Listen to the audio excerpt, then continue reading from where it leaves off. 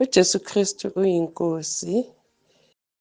Ngibulise entabeni kaJehova nasendlini kaJehova. Safunda njalo. Baba siyabonga, sibonga inkonzo ekade sinayo la eDeep Kloof ngoMgcibelo nge-15 sikaFebruwari. Ngibona isimanga baba.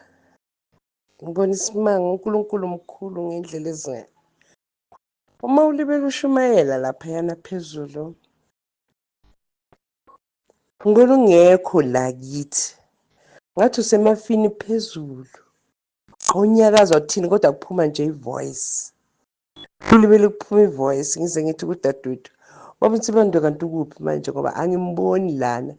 Ngimbona nje asesibhakabhakeni. Kodwa uyashumayela. Ngivala amehlo ngithi mhlawumbe ukuthi ngike ngathokozela ngivala amehlo ngavule futhi ngithi hayi mana angiphuphi.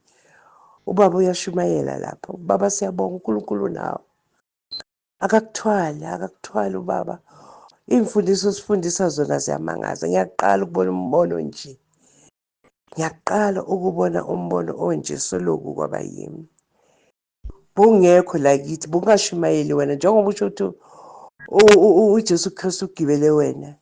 BokuJesu ukhulumayo. Khuluma ngezwi lakho umile nje, unganyakazi. Ukhuluma usifundisa nje ngeBhayibheli.